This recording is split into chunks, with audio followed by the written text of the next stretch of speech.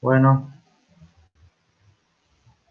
buenos días a todos. Otra vez ya estamos grabando, así que ya empezamos con la clase de hoy, lunes de Semana Santa online.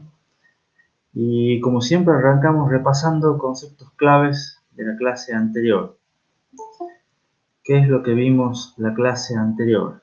Primero, vimos que paralelismo es una técnica, una herramienta que sirve para aumentar la productividad y su idea clave es multiplicar los recursos. O sea, donde antes teníamos un trabajador, poner dos trabajadores a realizar la misma tarea. El ejemplo era, por ejemplo, las cajas de un súper, las cajas de un banco. También vimos que pipelining es otra técnica, otra herramienta para aumentar la productividad. Voy a sacar la cámara. Otra técnica para aumentar la productividad, pero esta vez haciendo un uso más eficiente de los recursos. La idea de pipelining es no esperar a que un recurso esté libre, sino poder utilizarlo con otra tarea apenas esté disponible. Siempre teniendo en cuenta una secuencialidad de las tareas. Vimos que en general en ambos casos, paralelismo o pipelining, la métrica para evaluar cuán eficientes son, cuán buenos son, es la aceleración, y en ambos casos se mide como el tiempo serie dividido el tiempo paralelo. El tiempo serie lo consideramos como el tiempo que tardaría un trabajador en realizar la tarea, o en el caso de pipeline, el tiempo en el cual no haya pipeline en cuanto a terminar una tarea. Y el tiempo paralelo o el tiempo pipe es cuánto demoro una vez aplicada la técnica, ya sea paralelismo o pipeline. Pero la ecuación es la misma en ambos casos. Otra métrica que es importante para evaluar cuán bien aplicadas están estas herramientas es el rendimiento. El rendimiento en ambos casos también se calcula como trabajo realizado sobre el máximo posible. Y la clave pasa en ambas técnicas tratar de identificar cuánto es el trabajo realizado y cuánto es el máximo posible. Pero siempre es la misma fórmula genérica para los dos casos. Entonces la clave pasa por determinar también, bueno, cómo hago para realizar este trabajo realizado, cómo hago para determinar el máximo posible, qué herramientas me ayudan en estos casos. Una herramienta útil para estos casos es el perfil de la tarea. El perfil de la tarea es un diagrama de cantidad de trabajo en función del tiempo y que me ayuda a determinar rápidamente, digamos, lo que es el máximo grado de paralelismo que es inherente de una tarea. Entonces yo ya, en base a ese perfil de la tarea, voy a poder estimar cuánto es la máxima cantidad de trabajadores que vale la pena poner para esa tarea. Después terminamos la clase pasada viendo qué es un pipeline ideal y planteando un pipeline ideal como objetivo de diseño. Un pipeline ideal es aquel en el que tiene M etapas, o sea, tiene varias etapas de igual duración, todas las etapas tienen la misma duración, y se alimenta con N tareas idénticas, de los cuales N es muy grande y tiende a infinito. Y dijimos que cuando era muy grande y tiende a infinito, ese pipeline decimos que estaba trabajando en estado de régimen. Vamos a volver acá. ¿Alguna pregunta, alguna duda relativa a la clase pasada? Buenos días a todos los que se sumaron mientras estaba haciendo el repaso.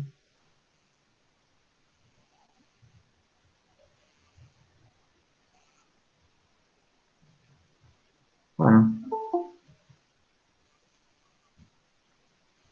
asumo que o están dormidos todavía o no hay duda, así que continuemos un poco con, empecemos con lo que es los contenidos de hoy. Un pipeline ideal es un problema de diseño. Nosotros a la hora de tratar de diseñar pipelines, o tratar de aumentar la productividad de una tarea mediante pipelining, vamos a tender a buscar el pipeline ideal. Sin embargo, hay algunos problemas que son bastante comunes con los que nos encontramos a la hora de diseñar nuestro pipeline ideal. El primer problema común es no contar con suficientes tareas para entrar en estado de régimen. Nosotros les conté, digamos, la clase pasada, que un pipeline tiene lo que se conocen como los tiempos de llenado y los tiempos de vaciado. Son el inicio y el fin del pipeline, de pipeline, digamos, hasta que se empiezan a ingresar tareas al pipeline, hasta que están todas las etapas del pipeline ocupados, es el tiempo de llenado, y el tiempo de vaciado es desde que, digamos que termina o sea, de que ya no ingresan más tareas hasta que termina la última tarea que ingresó al pipeline, es el tiempo de vaciado. La idea es que cuando uno tiene muchas tareas, y nuestro n, la cantidad de tareas, era infinito, decíamos que esos tiempos de llenado y tiempos de vaciado se consideraban despreciables. Pero, ¿qué es lo que pasa? Muchas veces no tenemos un n que tiende a infinito, no tenemos un n infinito, entonces tenemos una cantidad fija de tareas. Por ejemplo, en nuestro ejemplo de la lavandería, nosotros teníamos 4 bolsas que lavar. Entonces, si las 4 bolsas, si tenemos una cantidad finita de tareas conocida, entonces, en ese caso, no podemos decir, bueno, yo sé que 4 bolsas son infinitas bolsas. No.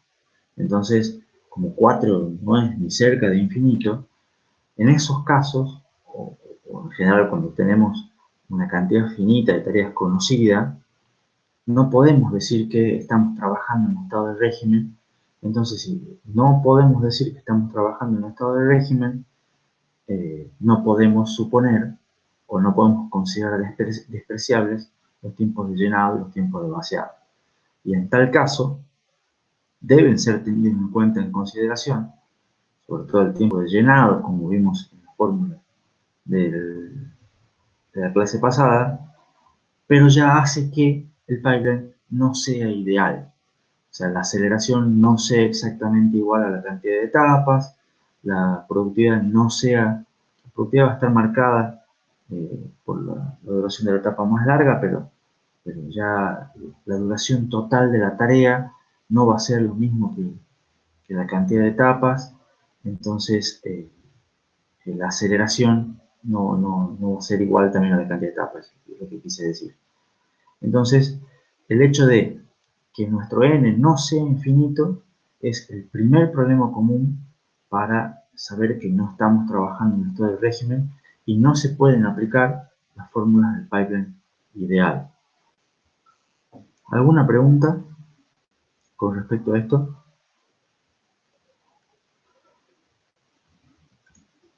El segundo problema típico de pipelining es cuando no contamos con etapas de igual duración. O sea, un requisito fundamental del pipeline ideal era que todas las etapas tengan la misma duración. En ese caso, cuando no tengo etapas de igual duración, vamos a ver que se producen los cuellos de botella. Y vamos a ver dos técnicas para solucionarlo. Y el tercer problema común de pipelining es cuando uno cuenta con distintos tipos de tareas que utilicen distintas combinaciones de etapas. Eso, por ejemplo, en el caso de la lavandería, nosotros asumimos que todas las bolsas de ropa que iban a lavarse eran todas bolsas iguales, A, B, C y D. Pero a veces puede pasar que hay ropa extra fina que deba tener 2 veces un lavado, por ejemplo, o ropa extra sucia que deba ser lavada 2 veces, o ropa que no tiene un secado, no tiene un planchado común, sino que tiene un diferente eh, planchado y demora más, o ropa que es extra fina y tiene que tener ciertos cuidados, no se puede lavar junto con los demás. Entonces ciertas tareas pueden ser diferentes y de esa manera requieren algún cuidado diferente o alguna combinación de etapas diferentes. Nosotros en un pipelining ideal, todas las etapas, todas las tareas son iguales y todas las tareas pasan por todas las etapas, reciben todas el mismo tratamiento. ¿Alguna pregunta? ¿Se va entendiendo bien hasta aquí? Los problemas que puede tener el pipeline ideal. Y entonces vamos con el primero, cuello de botella. Por ejemplo, nosotros vimos en la lavandería, había una etapa que era más lenta que las demás, era la etapa de secarropas, la segunda. Entonces, ¿qué es lo que va a pasar? Esa etapa más lenta en estado de régimen limita la productividad, disminuye el rendimiento y disminuye la aceleración, todo junto, todo junto. O sea, nosotros hemos visto que en el ejemplo este de la lavandería, nosotros podíamos producir una tarea, la productividad era una tarea cada 40 minutos. Y habíamos hecho los cálculos de aceleración, cálculos de rendimiento, y a la larga todos estaban limitados por culpa del secarropas, que era el que más demoraba. La pregunta es, ¿cómo podemos hacer para mejorar esa productividad? ¿Cómo podemos hacer para eliminar ese cuello de botella del lavarropas? Y bueno, hay varias alternativas.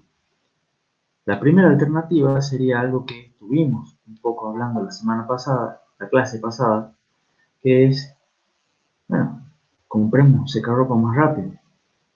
Si compráramos un secarropa que en vez de secar la carga de ropa en 40 minutos, la secara, haría su trabajo en 30 minutos, bueno, estaríamos mejorando el cuello de botella y estaríamos mejorando la productividad.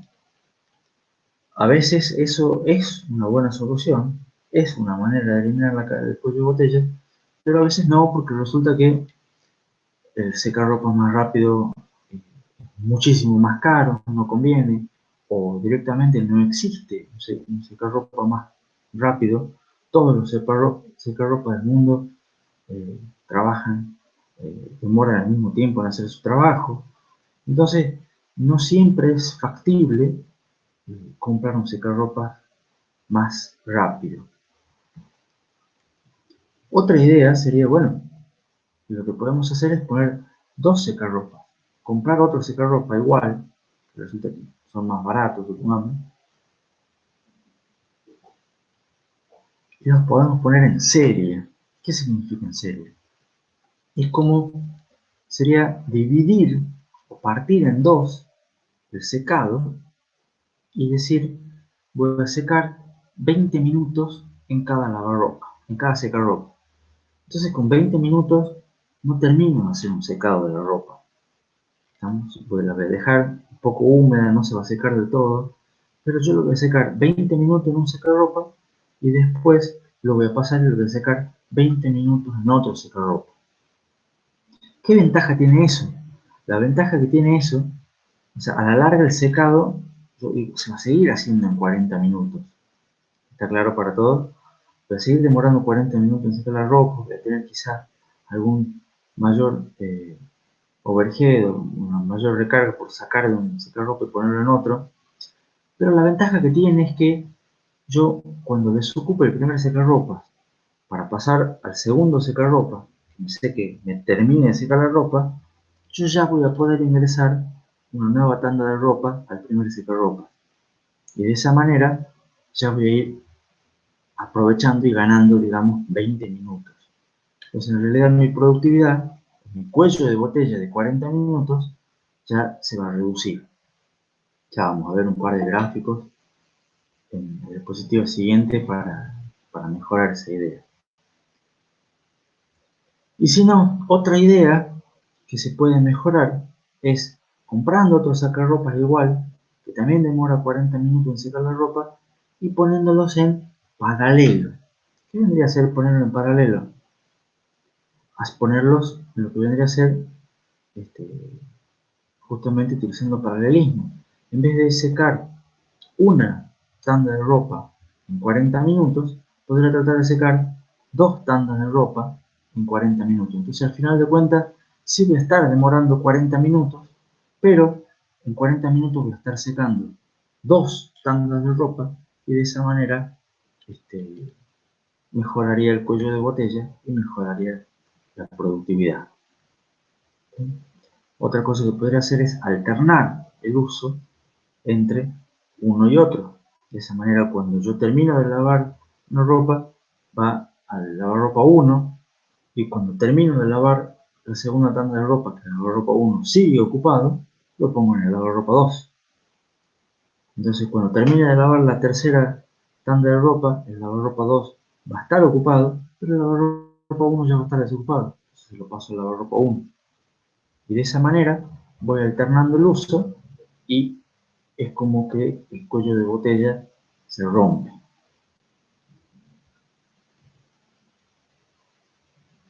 Antes de ver ese dibujo espantoso, ¿alguna pregunta? ¿Alguna duda? ¿Vamos bien hasta acá?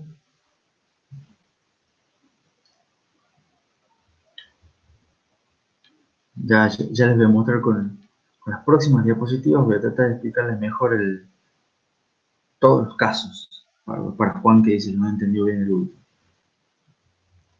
Entonces, acá les muestro un gráfico en el cual, miren, ahora tenemos presentador láser, en el cual acá tenemos, miren, este gráfico tiene dos partes. Vamos a ver primero la parte de arriba, en los cuales se ve el caso original para lo que es la lavadora, el secarropa y el doblado y planchado, ¿no? Entonces acá podemos ver cuánto era originalmente. Este es un gráfico que tiene las etapas en este eje y el tiempo acá abajo en el eje de las X. Entonces de esta manera, con un gráfico así podemos visualizar cada tarea. Por ejemplo, la tarea verde inicialmente entra en el T0, demora 30 minutos en hacerse el lavado. Cuando termina el lavado pasa a hacer el secado, demora 40 minutos en hacer el secado. Cuando termina el secado pasa a doblarse, plancharse y termina. Entonces, en total, ¿cuánto demoró una tarea en realizarse? Los 90 minutos que hemos dicho, que es nuestro tiempo serie, ¿no? Ahora, como una segunda tarea, nosotros podremos empezarla aquí, un instante después. ¿Por qué la empiezo aquí y no la empiezo aquí? Porque en realidad me da lo mismo, porque el hueco igual lo tengo. El hueco está dado porque yo recién acá, en este instante, voy a poder, en T7, digamos, recién voy a poder pasarla a la etapa de secado, la secarropa, porque es cuando recién se desocupa el secarropa. Entonces, yo esta tarea que le empiece aquí o le empiece antes, me da exactamente lo mismo. Igual voy a tener este huequito aquí o acá. Entonces, por una cuestión de que sea más lindo el gráfico, decido ingresarla un tiempo después a la tarea, y esta tarea va a demorar 30 minutos, los 40 minutos de secado, y luego va a demorar los 20 minutos de planchado. Entonces, de esta manera yo puedo ver que cuánto demora la tarea naranja, que es la segunda, va a demorar también los 90 T. Y fíjense que de esa manera va a pasar lo mismo con la tarea fucsia, esta, que demora 90 minutos, y la tarea amarilla también va a demorar 90 minutos. Todos van a demorar exactamente lo mismo. ¿Se entiende la parte de arriba del gráfico ese que mostré recién? ¿Se entiende cómo se dibuja ese tipo de gráficos? Claro, Lucas dice, si le empezamos antes, quedamos 10 minutos con la ropa ahí mojada y empieza a tomar olor. Claro, puede ser. Sí, también tiene razón Lucas. Si no te bardeó tu vieja por no colgar la ropa, no tuviste infancia. Entonces, acá otra cosa interesante que vemos, que vemos acá es que en este dibujo se aprecia clarísimo dónde está el cuello de botella. Y el cuello de botella es nuestra etapa de secado, Porque fíjense que una vez que empieza, digamos, con una tarea, está permanentemente trabajando y no tiene ningún hueco. Cuando en el primero tenemos huecos acá, en la tercera etapa tenemos huecos acá. O sea, la primera y la tercera etapa tienen huecos. La etapa del medio no tiene ningún hueco. Y eso acá se ve gráficamente en nuestro cuello de botella. Y otra cosa que se ve muy piola gráficamente es la productividad. Fíjense que acá, después de este tiempo 9, termina la primera tarea, después del 13 termina la segunda, después del 17 termina la tercera y después del 21 termina la cuarta. Está claro que estamos terminando una tarea cada 40 minutos, que es, eh, que el- que es la duración, digamos, de la etapa más lenta. Entonces, en este gráfico vemos el cuello de botella, vemos la productividad, podemos también evaluar cuánto sería el rendimiento total con el trabajo realizado, que vendría a ser la suma de todos los cuadraditos pintados, sobre el máximo posible, que sería el producto del rectángulo total, o sea, 3 por 21. ¿Estamos? Entonces, este grafiquito me permite evaluar la productividad, me permite calcular la aceleración, que sería el tiempo serie sobre el tiempo de pipe, me permite eh, definir cuál es el cuello de botella, me permite calcular la eficiencia. Todo eso lo podemos deducir gráficamente de este ejemplo. ¿Alguna pregunta con respecto a cómo podemos deducir del gráfico todas las características?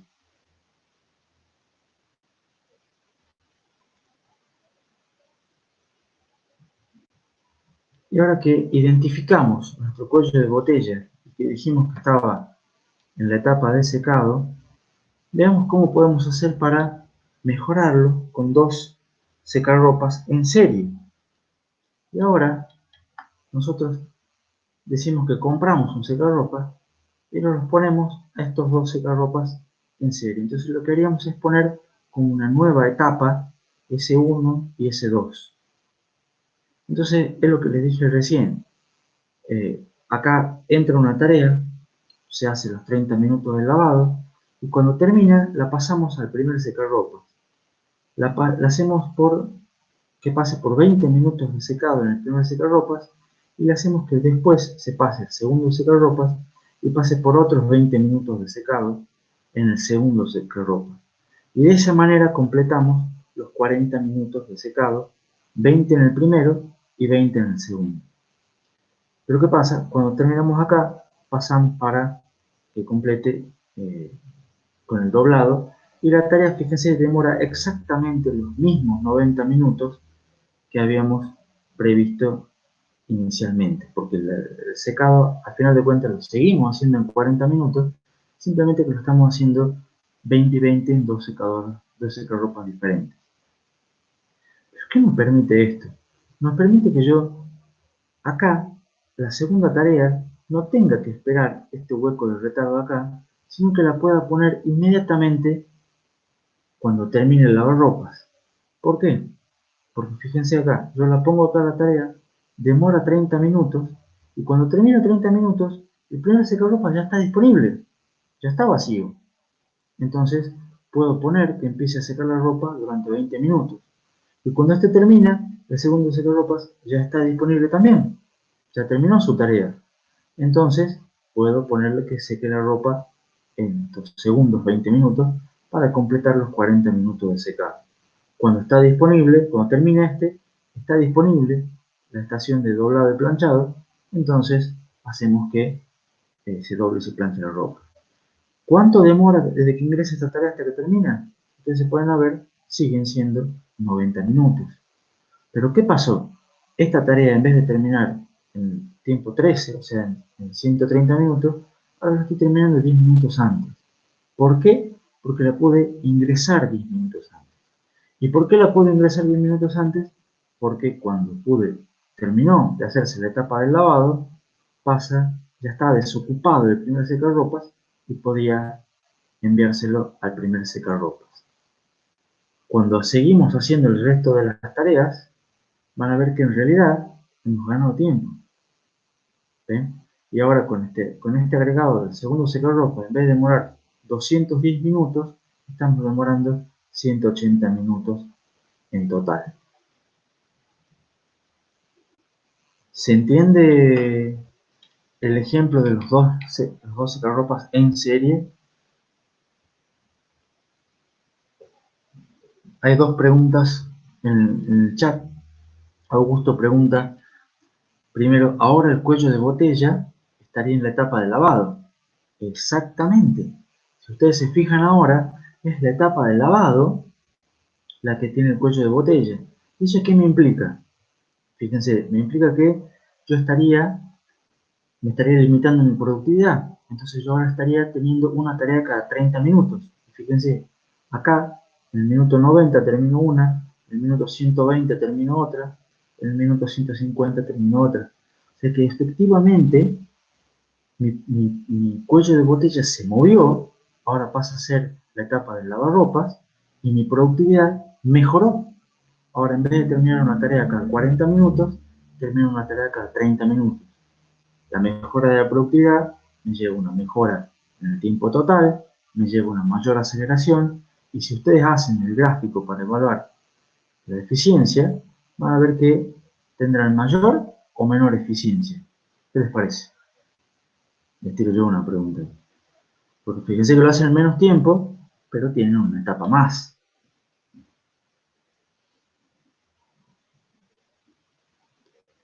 Mayor eficiencia, dice Juan, y mayor eficiencia, dice Franco. Hagamos una cosa, calcúlenlo. En el ejemplo de arriba, para calcular la eficiencia era a la larga, cada tarea tenía 3, 4 y 2, 9 cuadraditos ocupados. Entonces yo en total tenía 4 por 9, 36 cuadraditos ocupados. Y acá tenía 3 por 21, eran 63 cuadraditos en total. Entonces era 36 sobre 63, la eficiencia de del, del ejemplo original. ¿Cuánto es 36 sobre 63? Un 57%. En el ejemplo nuevo tenemos, perdón, en el ejemplo nuevo tenemos 4 acá, o sea, los cuadritos pintados siguen siendo los mismos. Cada tarea tiene 9, yo tengo 4 tareas, son 36, y ahora tengo 4 por 18. Entonces, me suena que 4 por 18, el total es 72, 36 de 72 es un 50%. Mi eficiencia es menor.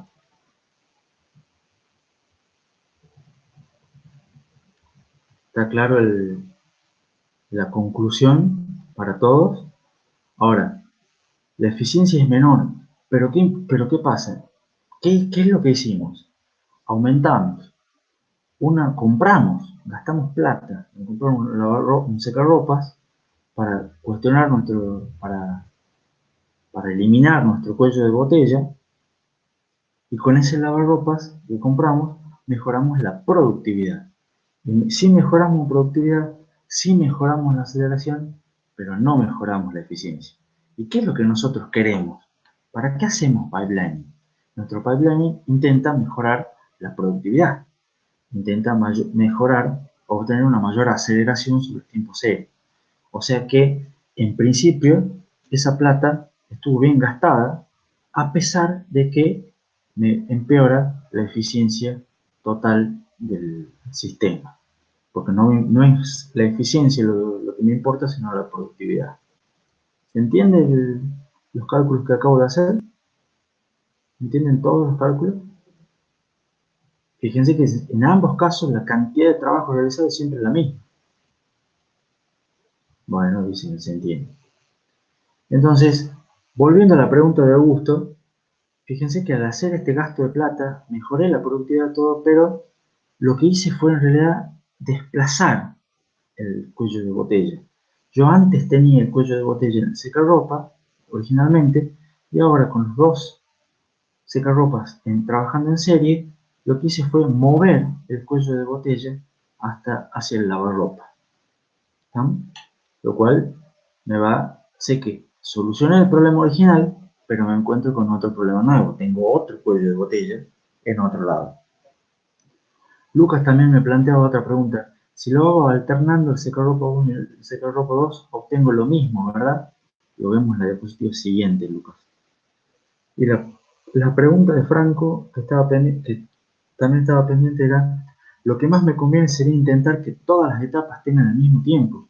Siempre, siempre te va a convenir hacer que todas las etapas tengan el mismo tiempo, porque de esa manera no solo evitas los huecos blancos, sino que evitando los huecos blancos, uno hace lo que es nuestro pipeline ideal. ¿Se entiende? Entonces llevamos nuestro ejemplo a lo que es un pipeline ideal. Y eso es lo que buscamos siempre. Es nuestro objetivo de diseño. Entonces, ahora sí vemos, bueno, cuánto sería mi nueva productividad. Ya vimos en el ejemplo, estamos sacando uno cada 30 minutos. Y vemos que hay un nuevo cuello de botella. ¿Qué podríamos hacer con ese nuevo cuello de botella? Bueno, aplicar lo mismo que estamos haciendo con el cuello de botella actual. Y ahora les voy a mostrar otros dos dibujitos donde por el momento fíjense solamente en la parte de arriba. No sé por qué se me activó Google. Fíjense solamente en el dibujo de arriba. Y lo que tienen es cómo sería la mejora con dos secarropas en paralelo. Fíjense que es una variante para lo que es la alternativa de poner los secarropas en serie. Y la idea es ver cómo funciona acá.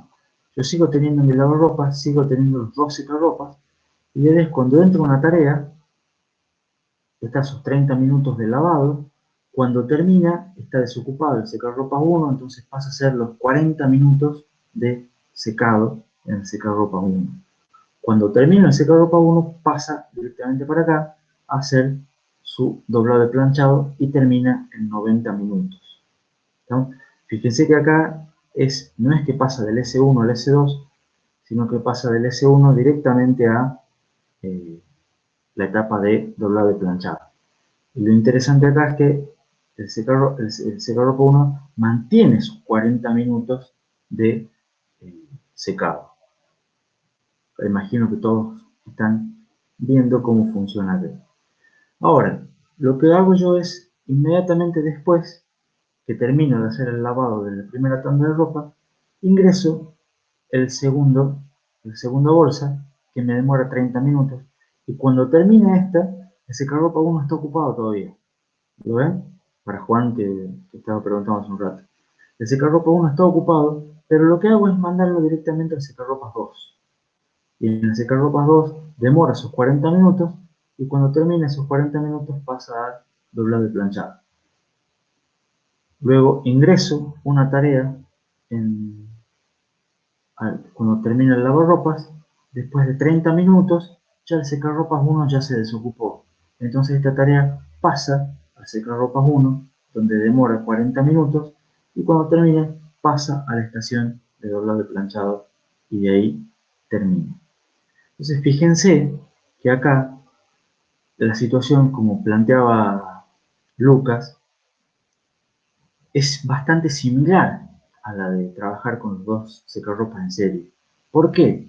Porque a pesar de que me mueve los huecos de diferente manera, a la larga me genera también que estoy teniendo la productividad una cada 30 minutos, porque el cuello de botella es el lavarropas. Pasa a ser la etapa de lavarropas. Y como que lo que hice fue, en vez de dividir, digamos, la tarea de 40 en dos etapas o dos subetapas de 20 minutos, las uso alternados, demoran 40, pero fíjense que se estarían comportando como si fueran de 20 minutos cada una. Porque a la larga yo estoy haciendo que cuando puedo ingresar, o cuando termino de hacer un lavado de ropa, A pesar de que este está ocupado, este está disponible. Y cuando termina acá, este está disponible. Y cuando termina acá, este está disponible. Entonces, siempre que termina el lavarropas, siempre encuentra un secarropas disponible. No siempre el mismo, pero siempre alguno disponible. Entonces puede eh, siempre empezar a secar la ropa y de esa manera el cuello de botella se mueve al lavarropas. Y acá fíjense los gráficos, tanto de productividad, aceleración y eficiencia, todos son exactamente iguales en el caso de eh, poner los dos secarropas en serie y poner los dos secarropas en paralelo. ¿Se entendió el ejemplo? Ahora sí, Juan, queda respondida la pregunta que habías hecho hace un rato. Sí, bien. ¿Vio Lucas cómo efectivamente da exactamente lo mismo?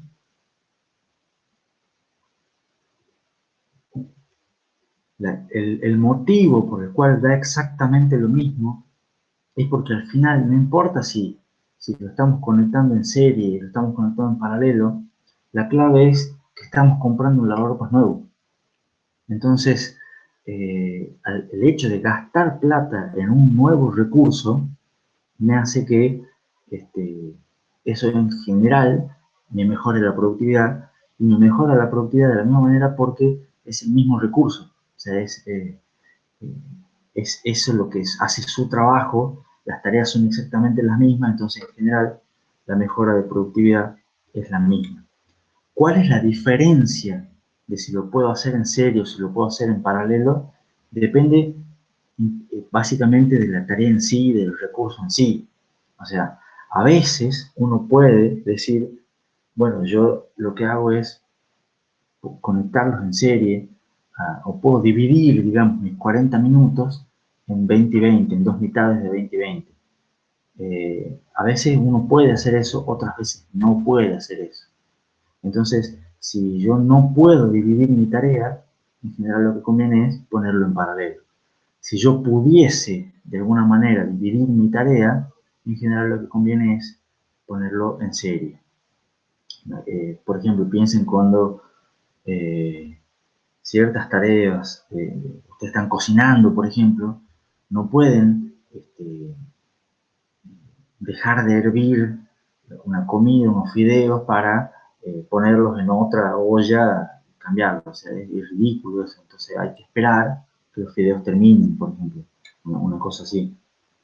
Entonces siempre depende de si la tarea se puede o no dividir, si me conviene utilizar la solución serie o la solución paralela. Ahora, ya sea con la solución serie o con la solución paralela, lo que vimos es que el cuello de botella se me traslada. O sea, yo eliminé el cuello de botella que tenía en el secarropa, pero a la larga lo moví al lavarropa, que demora 30 minutos. Y eventualmente estamos en la misma. O sea, mejoré la productividad, aumenté la aceleración, pero sigo con el mismo problema. Tengo un cuello de botella.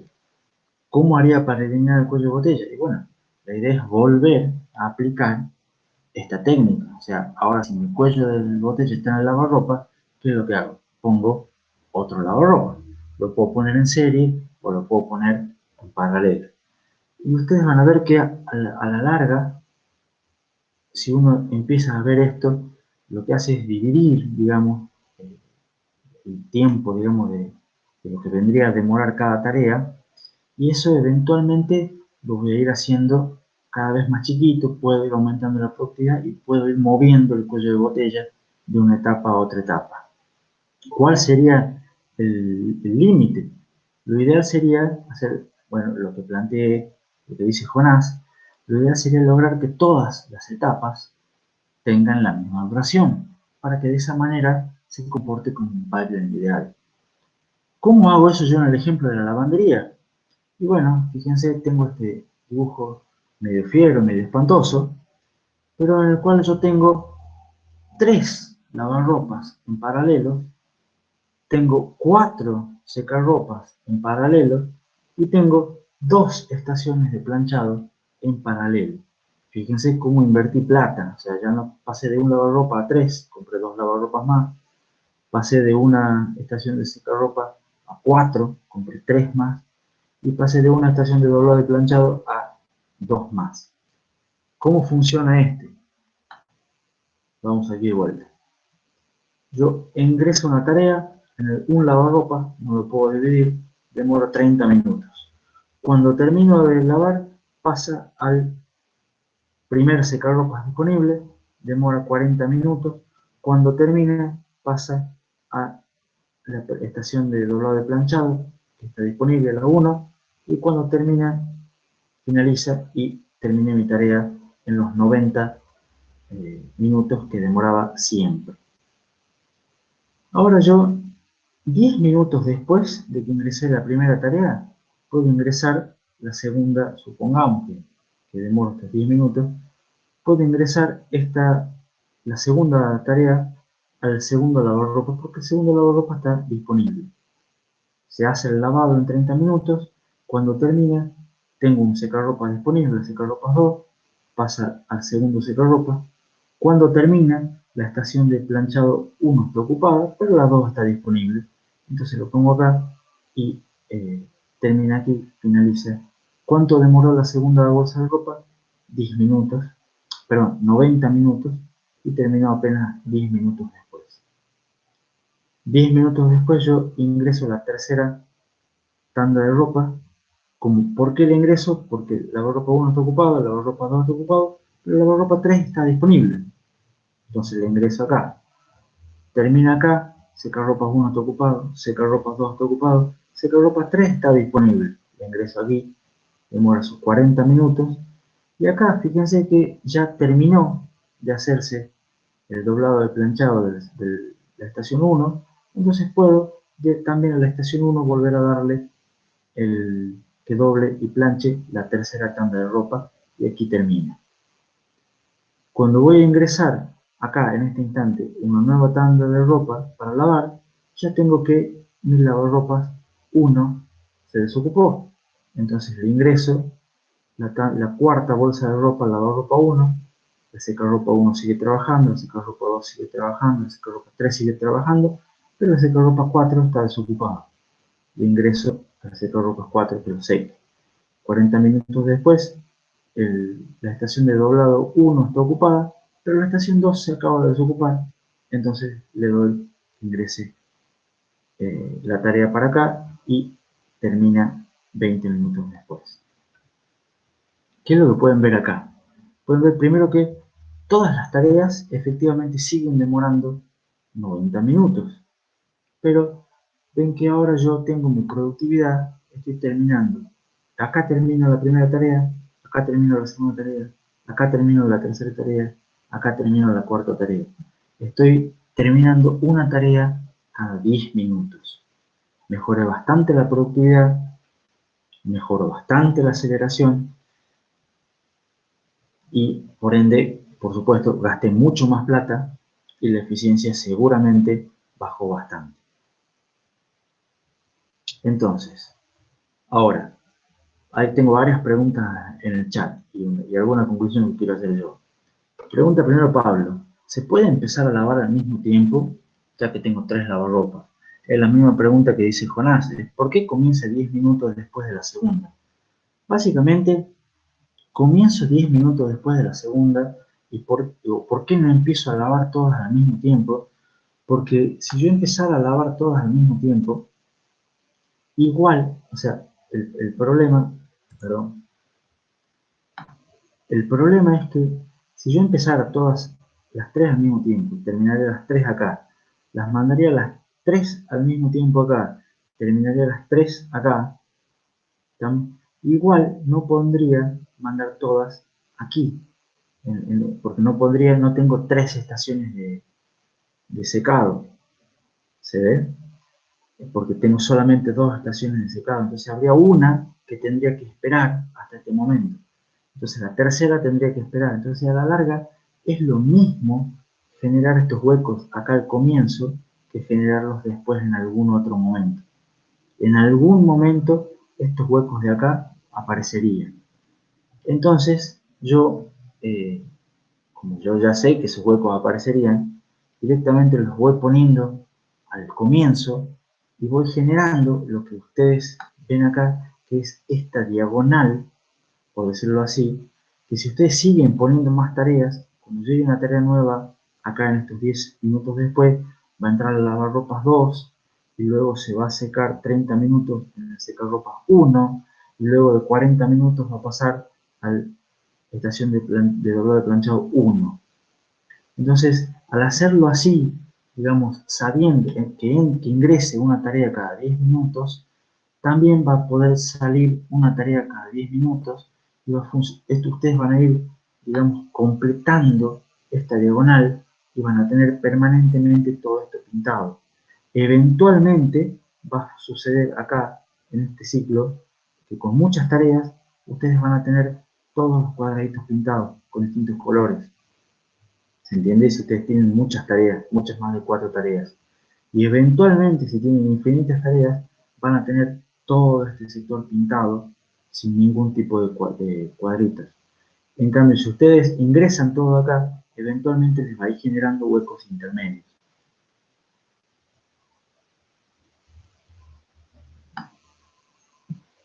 Claro, es lo que en el chat están conversando. Plantea Martín, terminan lavando los 4 al mismo tiempo, incluso que comiencen al mismo tiempo. El cuarto espera siempre a que termine el primero. Eh, creo que quiso poner lo que acabo de explicar yo. Cualquier cosa, si no es eso, Martín, pregunte de vuelta. Lucas dice, es porque si empezás todo al mismo tiempo, igual va a haber cuello de botella en el lugar de planchado. Exactamente, exactamente. Pero es un cuello de botella que no vendría a ser en el... no es un cuello de botella real, porque es un cuello de botella que a la larga, si ustedes se fijan, no van a poder hacerlo en menos de 10 minutos. O sea, con 10 minutos y ingresándola así cada 10 minutos ustedes ya pueden tener todos los cuadraditos pintados y pueden tener con muchas tareas lo que sería estado de régimen.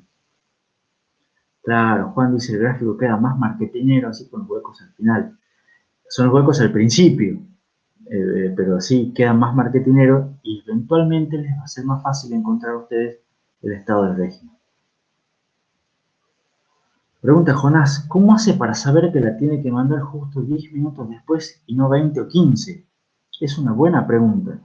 Y la idea parte de cómo hacía yo para, eh, lo vimos en la diapositiva anterior, cómo hacía yo para mandar aquí 10 minutos después y no pegadita. La idea era evaluaba cuándo la podía pasar a la próxima etapa. Entonces yo antes de ingresar, supongamos que yo ingreso acá, ¿la voy a poder pasar cuando termine a la etapa siguiente? La respuesta era no. Entonces lo ingreso 10 minutos después. Cuando ingreso acá, termine, ¿la voy a poder pasar a la etapa siguiente? Sí. ¿La voy a poder pasar a la etapa siguiente? Sí. Perfecto, entonces termino. Entonces, el cuando ingreso me aseguro que siempre lo voy a poder pasar para la etapa siguiente. Y acá es lo mismo. En este ejemplo si yo el naranja lo ingresara acá, ¿no? Cuando termine acá, sería 10 minutos antes, ¿lo voy a poder pasar a algún secarropa? Sí, sí voy a poder. Y lo voy a poder cuando termine, que va a terminar acá. ¿Lo voy a poder pasar a una etapa de planchado? Sí, sí voy a poder. Lo voy a pasar acá. Perfecto, entonces la naranja sí la podría ingresar antes. Con el mismo criterio veamos con la fucsia. La podría ingresar acá, en el T0. 30 minutos después, cuando termine aquí, ¿la podría ingresar a un secarropas? Sí, sí tengo un secarropas. Y 40 minutos después, cuando termine, ¿lo podría pasar a una estación de dolor de planchado? No, porque tengo solo 2. Entonces, en ese caso, no podría ingresar la tercera aquí. Tendría que esperar 20 y van a ver que sí o sí, para poder ingresar la tercera tarea, tendría que ponerla acá.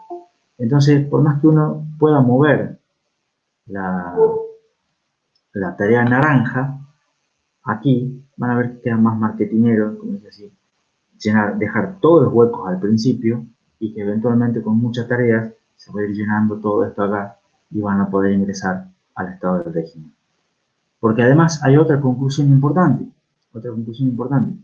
Si ustedes ponen, dicen, bueno, yo mi problema acá le estaré generando un cuello de botella en la etapa de doblado de planchado. Si ustedes pusieran más etapas de doblado de planchado, van a ver que no ganan en el tiempo. Se los dejo como tarea para la casa. Van a ver que no minimizan el tiempo y no aumentan la productividad. Y eso les va a dar una pista de que la productividad está dada, o sea, la mejor productividad posible sería de 1 cada 10 minutos. Para mejorar esa productividad, tendrían que realmente duplicar todo, o sea, poner 6 lavarropas, 8 secarropas, 4 estaciones de planchado, y de esa manera llevarían la productividad a 5 minutos.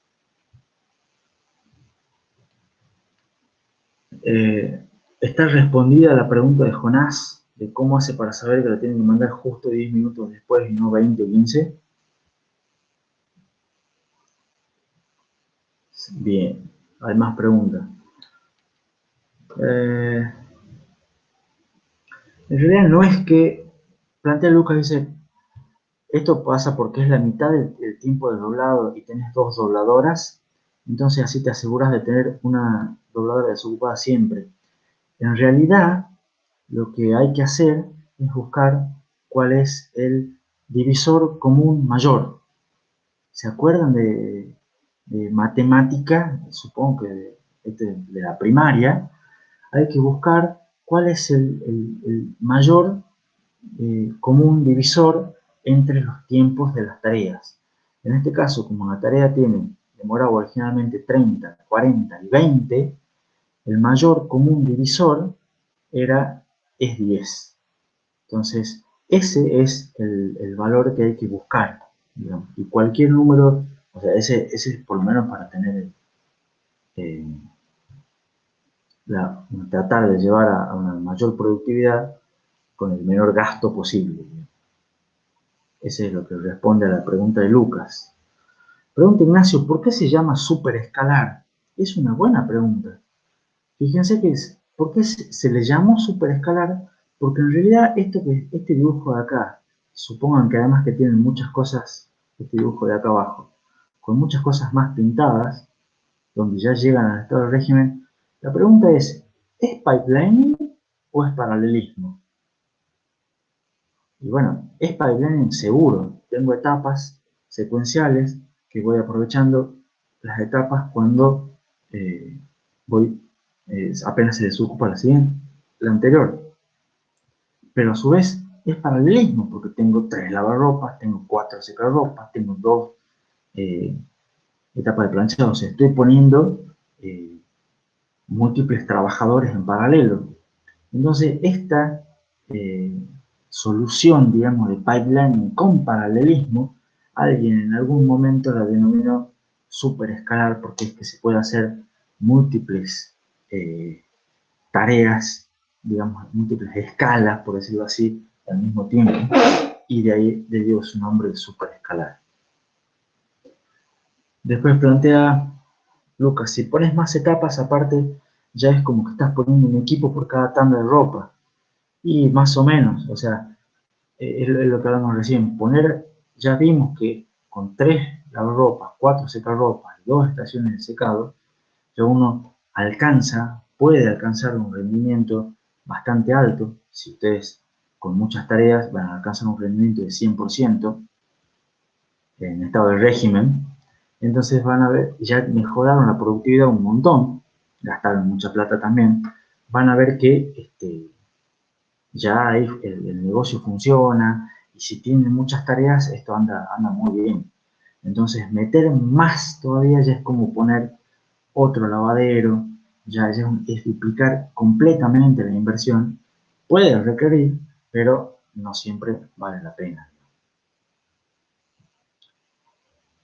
Claro, y no mejoraría más la eficiencia, porque de vuelta, si ustedes acá tenemos 4 tareas pintadas, pero si ustedes hagan el ejemplo, ingresen una quinta tarea, una sexta tarea, y hagan así, sigan ingresando tareas, van a ver que todas se van a ir llenando aquí.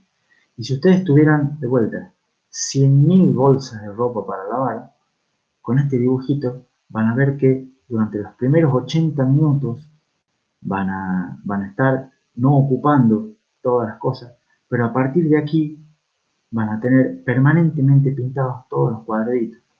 Y si ustedes consideran que 100.000 bolsas de ropa es un número es un número muy grande, lo consideran infinito, estos 80 minutos de acá a la larga van a ser despreciables y los van a poder despreciar y ustedes van a estar trabajando en estado de régimen con lavando una bolsa de ropa cada 10 minutos, lo cual es, en realidad, una bolsa de ropa se lava cada 90 minutos, pero ustedes generan la ilusión de que están lavando una bolsa de ropa cada 10 minutos porque están terminando una tarea cada 10 minutos.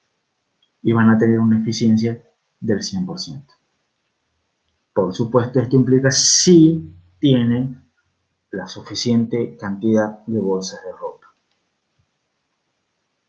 Ya lo estarían llevando a un pipeline ideal que sería una eficiencia del 100%. ¿Preguntas hasta aquí? ¿Dudas?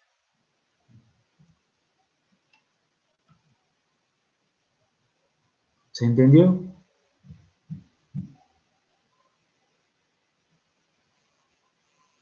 ¿Quieren que hagamos un pequeño recreo?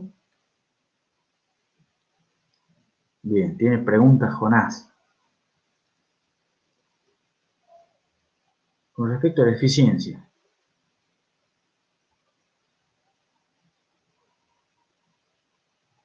siempre. O sea, a ver, no. Digamos, el área 1 no. Siempre la eficiencia, volvamos a las diapositivas anteriores, agarremos cualquiera de estas. Digamos, la eficiencia siempre es tarea realizada sobre el máximo posible. Entonces, para la tarea realizada, que es mi área 1, yo tengo que ver cuántos cuadraditos pintados tengo. Estamos, o sea, mi tarea realizada son realmente los cuadraditos pintados. Mi área 1 es la suma de todos los cuadraditos pintados. Mi área 2 es la suma de, supongamos en el ejemplo superescalar, mi área 2 es el área total con los cuadraditos en blanco de todo esto, que sería 3, son 9 etapas por 12. O sea, en el caso de mi eficiencia, aquí sería mi área 2 sería el 9 por 12, mi área 1 sigue siendo 36, porque no cambié la tarea, entonces la eficiencia del superescalar sería 36 sobre 9 por 12, que vendría a ser 4 sobre 12, un tercio, eso es un 33%. Fíjense cómo al aumentar el superescalar, cada vez la eficiencia va bajando, ¿lo ven? Se va haciendo cada vez menor, pero la productividad se hace cada vez mayor, que es mi objetivo.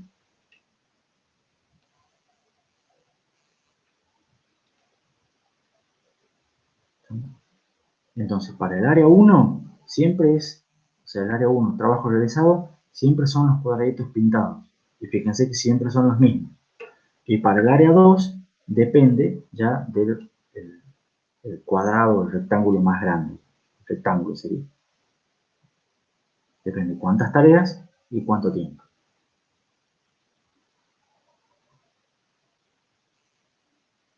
Bueno, siendo las 9, ¿quieren que hagamos un recreo para ir al baño, hacer un café o algo? Y nos encontramos a las 9:10. Voy a detener un segundito la presentación. Perfecto.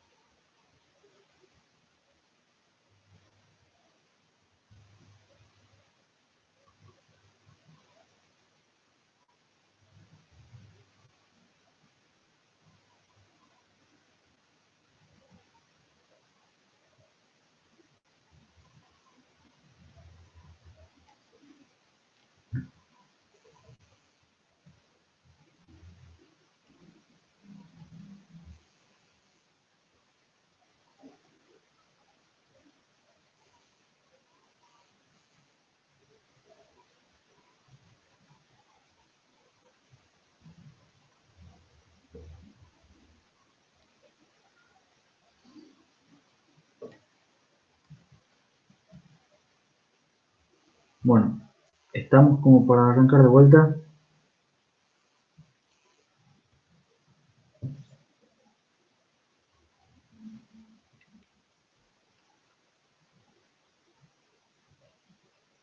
Está Jonás, Franco, Martín, Diego, María de los Ángeles.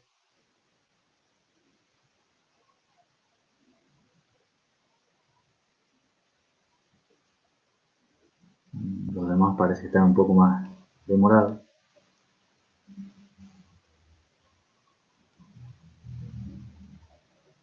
Estamos.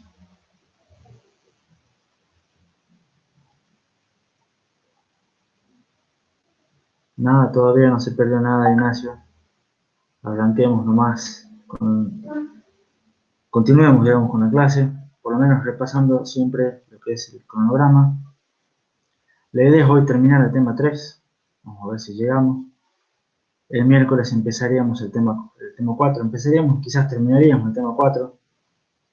Y recuerden que el miércoles tienen clase práctica a las 13, donde tienen la evaluación del tema 1, que es correspondiente a los temas 1 y 2.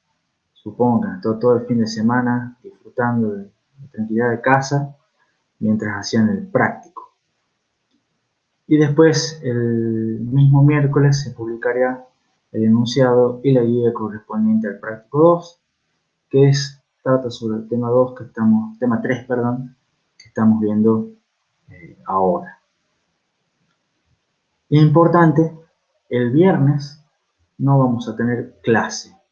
El viernes es Viernes Santo, por más que sigue siendo cuarentena, sigue siendo un feriado, es un feriado distinto, ya es una cuestión más religiosa, entonces el viernes vamos a descansar un poco y no nos vamos a encontrar a las 10 de la mañana. Espero que ya están festejando algunos como Luis, y espero que a ninguno le moleste, por lo menos. ¿No? Y si me extrañan, estaría bueno porque igual nos vemos el lunes nuevamente.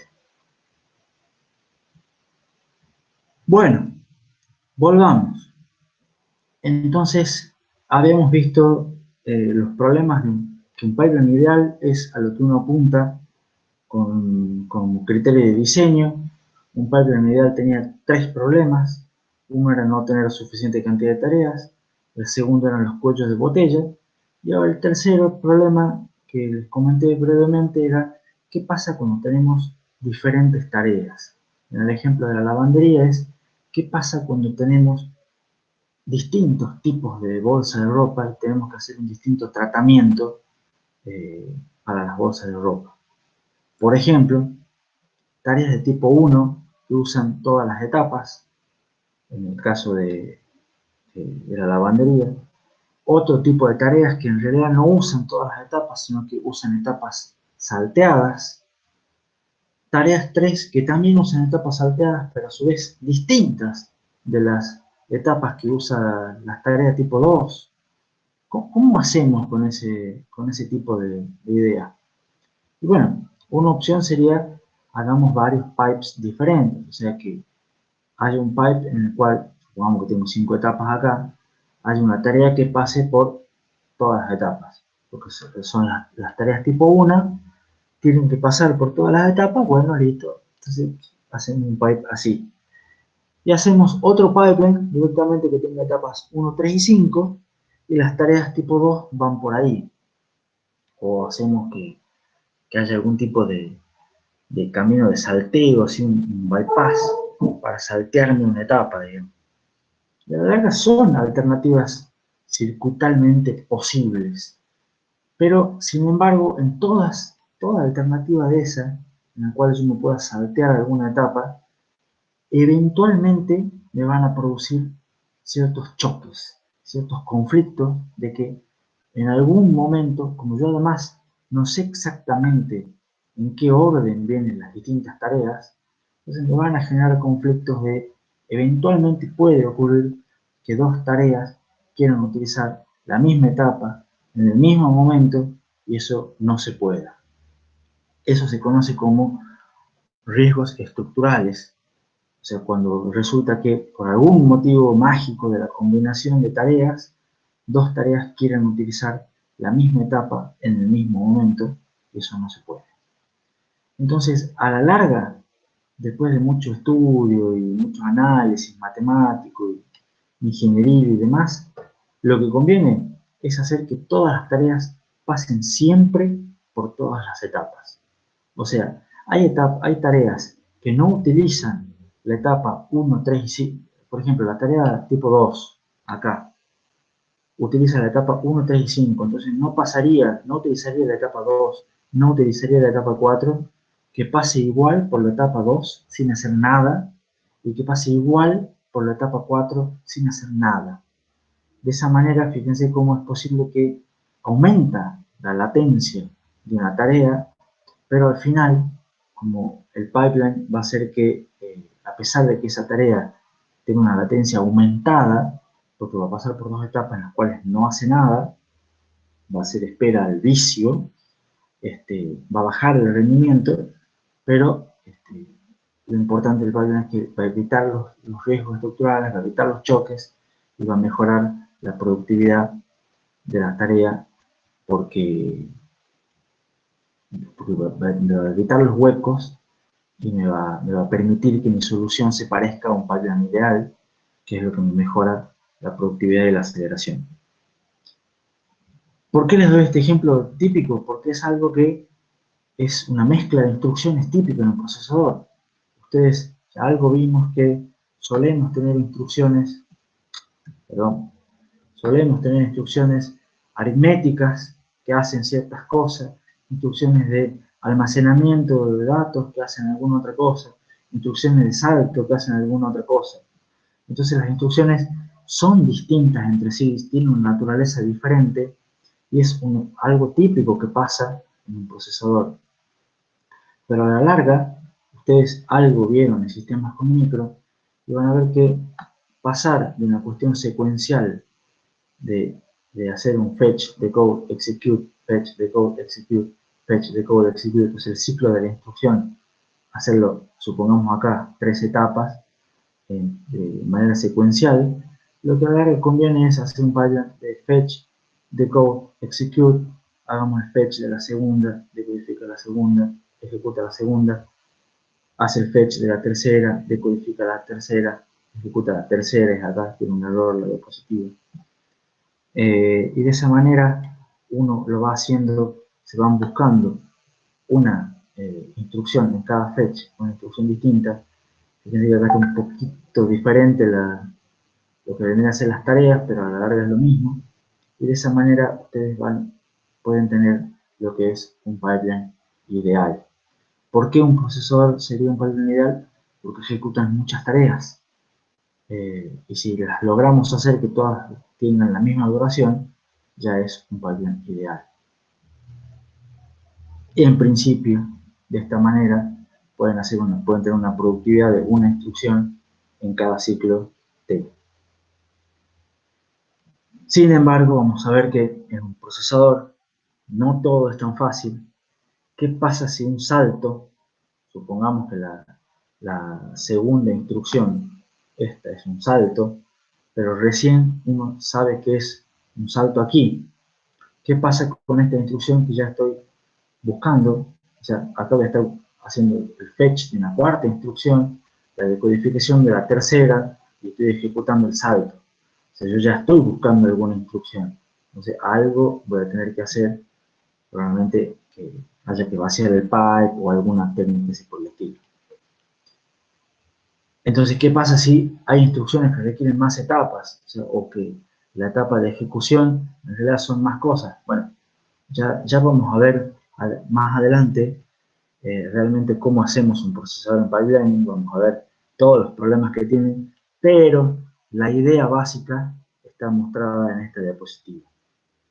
Y la conclusión, digamos, que podemos sacar de esto es que tenemos que tratar de que todas las tareas sean iguales o muy parecidas. ¿Estamos? Que no haya tareas que no hagan cosas o minimizar la cantidad de tareas que hagan cosas diferentes y aunque sean diferentes, hacer que todas las tareas pasen por todas las etapas para tratar de que se parezca lo más posible a nuestro caso ideal.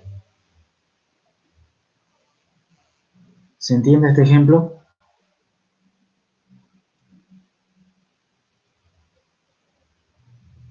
Bueno, ya hay un par que dicen que sí. Veamos otro ejemplo. ¿Qué pasa? ¿Cómo hacemos pipeline con circuitos? Y acá ya van a ver, la idea es que pipeline no solamente se aplica a procesadores. Por ejemplo, supongo que tienen un sumador de 4 bits en cascada.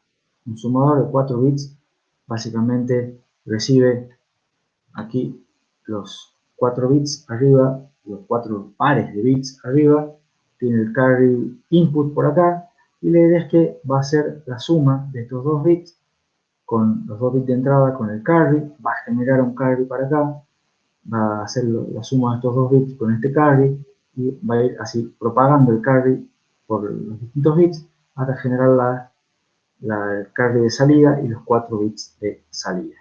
Todos ya a esta altura del partido deberían entender cómo funciona un sumador de 4 bits. Ahora, suponiendo que esto tiene un retardo lógico, cada bloquecito de estos tiene un retardo lógico que es t. ¿Cuánto se demora en entregar un resultado estable?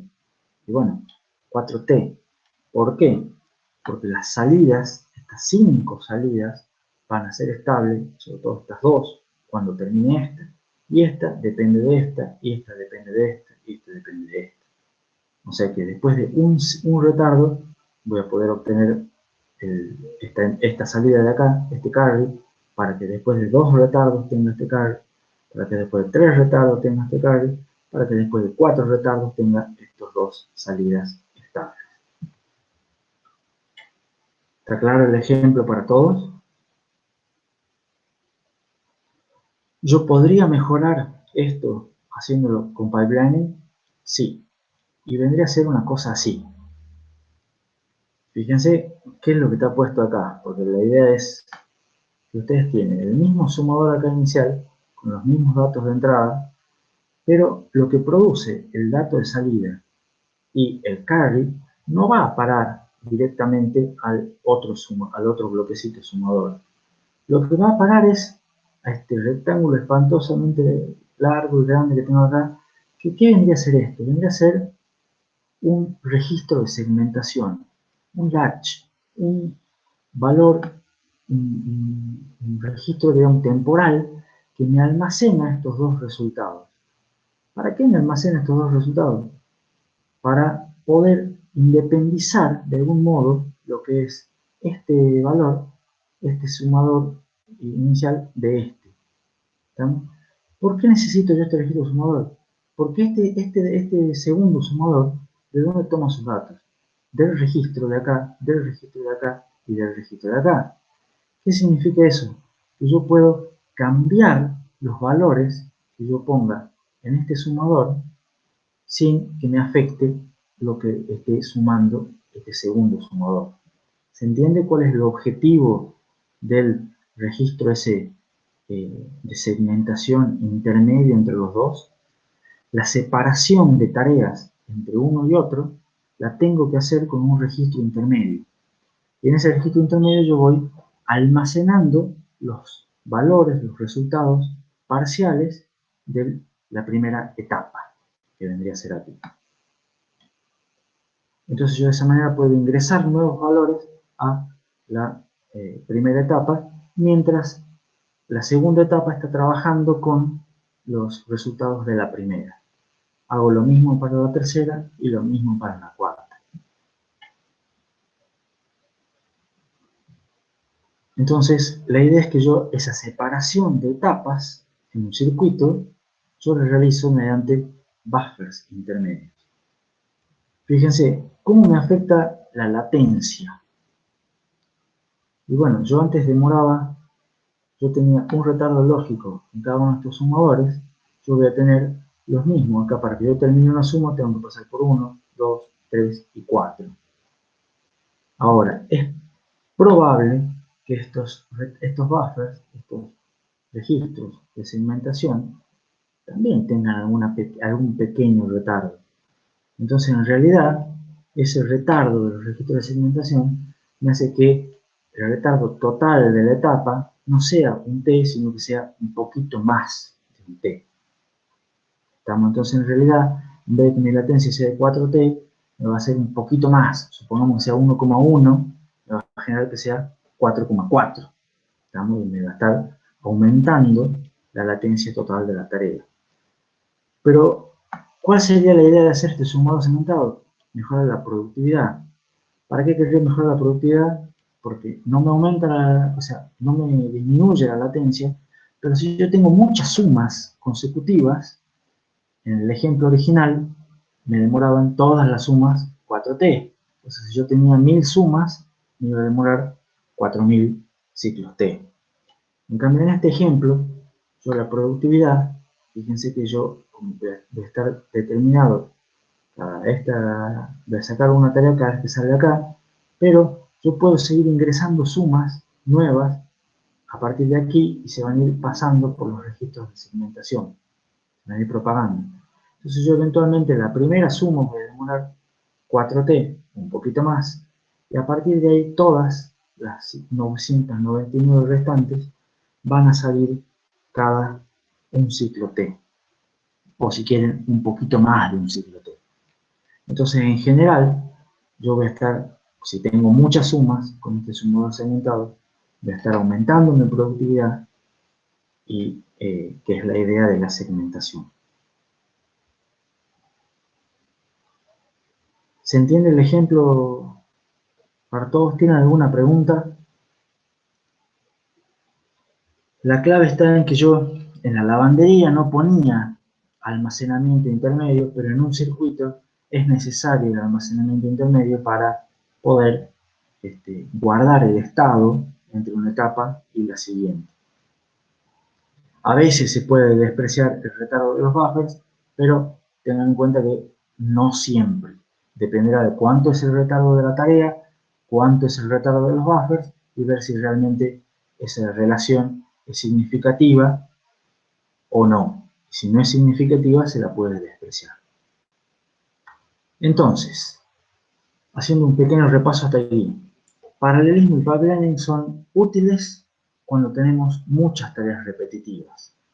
Paralelismo se basa en multiplicar recursos, implica que las tareas tienen que ser independientes en un momento dado, tienen una tasa de salida ideal que es una variante de la fórmula de la aceleración, que es m por la tasa de serie, por supuesto siempre y cuando tengamos un adecuado perfil de la tarea.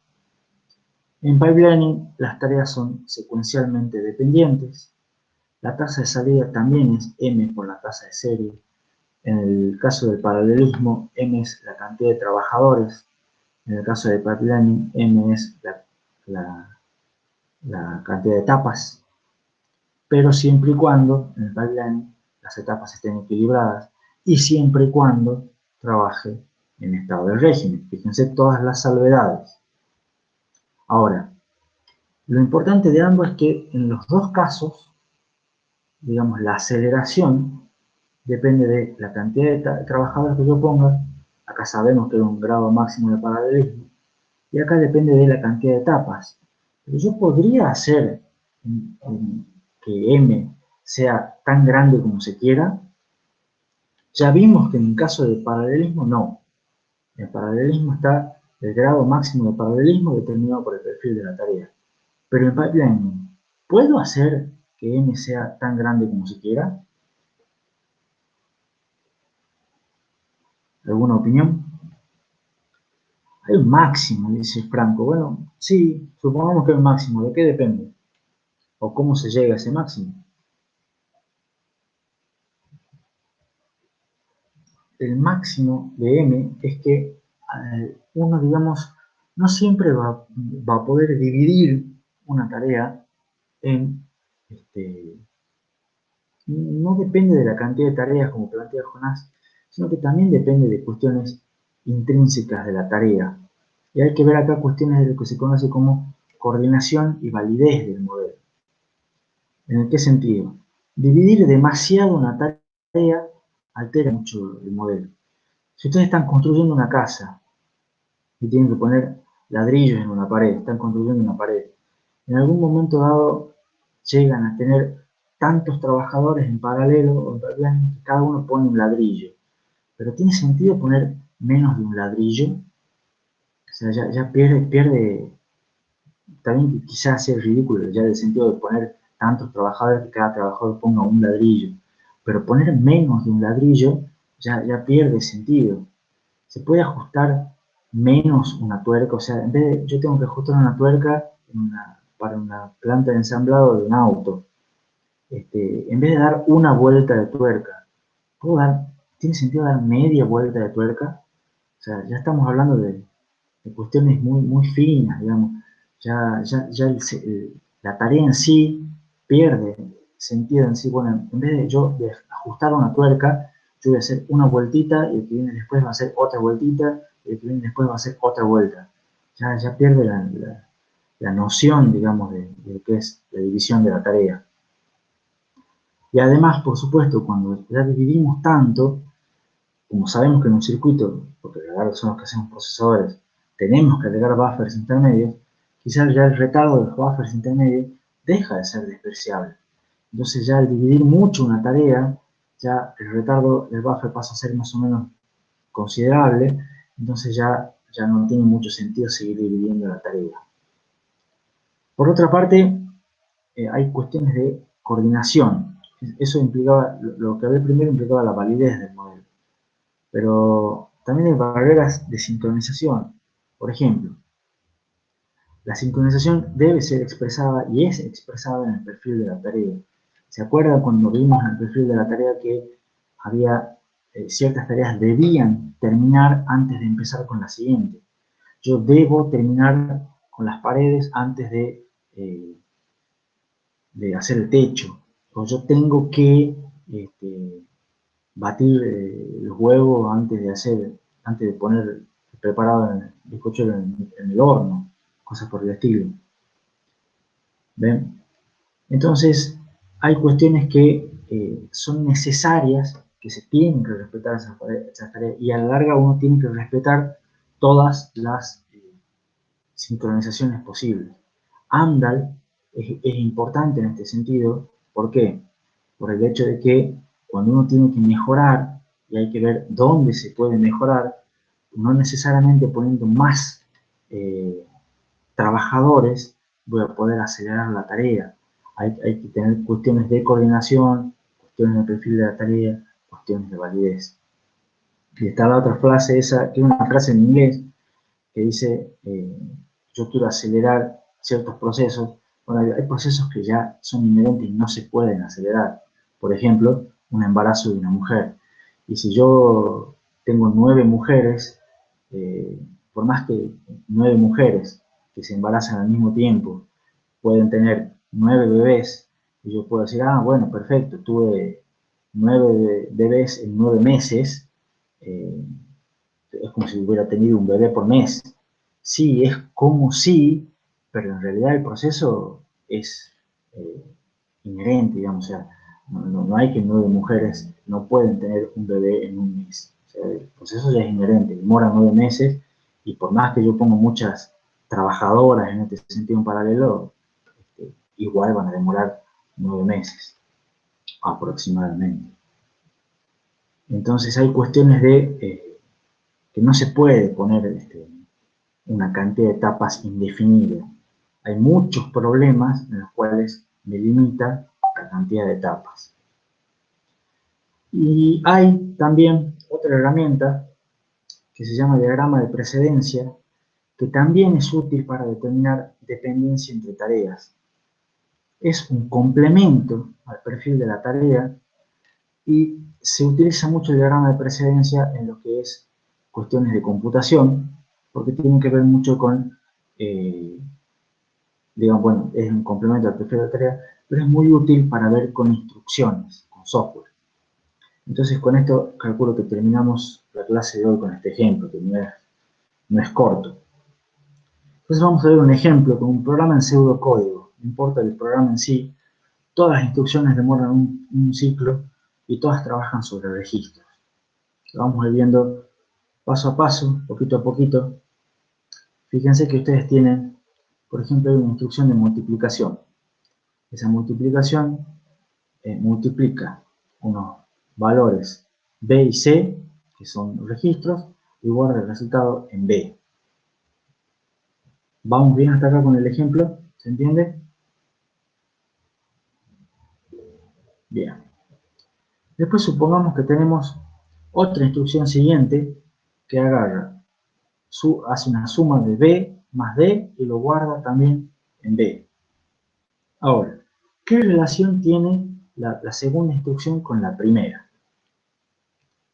La segunda instrucción lee el valor de B, ¿está claro? Lee el valor de B que se supone escribió la primera instrucción. Entonces ahí hay una relación que es una dependencia que nosotros la llamamos con la sigla, bueno, hay varias relaciones, pero la primera es acá entre este B que se lee en la segunda instrucción y el B que se escribe en la primera instrucción, hay una relación que la denominamos de tipo RAW. ¿Qué es RAW? Es, en inglés, es un read after write. En este caso acá, B está leyendo un valor después de que esta instrucción 1 escribió ese valor de B. ¿Se entiende lo que es una dependencia de tipo read after write? Bueno, eso fíjense que independientemente del lenguaje, acá estamos utilizando algo parecido a ensamblador, pero en realidad pues, se da con cualquier tipo de lenguaje. Y a su vez no es la única dependencia entre estas dos instrucciones. ¿Por qué? Y esa dependencia es la más intuitiva de ver. Pero sin embargo, hay otra dependencia que es la write after read. ¿Qué es una dependencia write after read? Que ésta está escribiendo el valor de B después de que ésta lo está leyendo. O sea, la instrucción 2 está escribiendo un valor de B después de que la instrucción 1 leyó el valor de B. Y ustedes dicen, bueno, pero eso en realidad no es una dependencia. O no, ustedes, normalmente eso no sería una dependencia. Pero ¿qué es lo que pasa? Nosotros, para hacer esa afirmación de que no es una dependencia, estamos asumiendo que siempre la instrucción 2 se va a ejecutar después que la instrucción 1. Y eso no siempre es válido. ¿Estamos? Entonces, en este caso, de dos instrucciones, bajo ciertas consideraciones, sí se va a dar en todos los lenguajes de programación que ustedes conocen. Son lenguajes de programación secuenciales donde una instrucción 2 siempre se ejecuta después de la instrucción 1. Sin embargo, el diagrama de presencia es genérico. ¿Estamos? Y a veces puede haber casos donde esto esté escrito después, ¿estamos? Pero quizás esta por algún motivo se haga más rápido y esta termine de escribir este valor antes de que esto se lea. ¿Se entiende? Y eso es o puede ser un problema. Y ese problema se llama un problema de tipo write after read. Es una dependencia generada porque estos dos son la misma variable B. ¿Se entiende la dependencia write after read?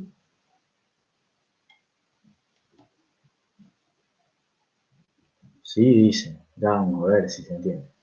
Y después finalmente está la tercera dependencia que también se conoce que es de tipo write after write. ¿Qué es un write after write? Fíjense que acá la instrucción 2 escribe el valor de B y la instrucción 1 también escribe el valor de B. Entonces, supuestamente, idealmente en los lenguajes de programación que nosotros conocemos, esta instrucción se ejecuta primero, se escribe este valor, esta instrucción se ejecuta después, se escribe este valor, y después de la instrucción de estas dos ejecuciones, de la ejecución de estas dos instrucciones, nosotros deberíamos tener este valor de B como el valor correcto. Sin embargo, eso puede que no siempre sea así, similar al caso de las instrucciones de las dependencias WAR que vimos recién. Es posible que en algún caso esta pueda ejecutarse primero y después se ejecute esta, lo cual nos estaría dando un valor incorrecto, o no el que nosotros queremos. O sea, que esta escritura se haga antes que esta escritura.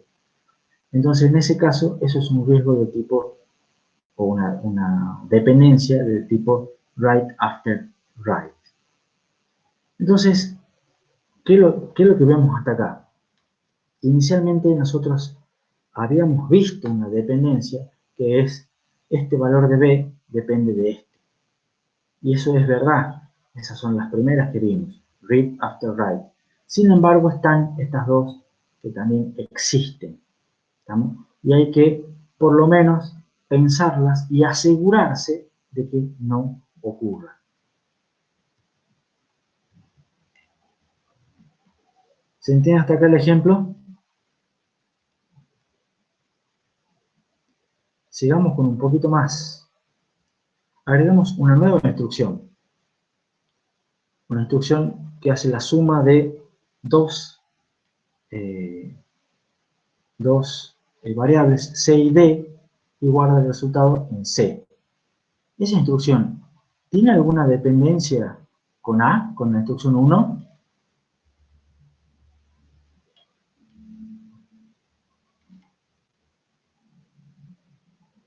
Dicen que no. ¿Por qué dicen que no?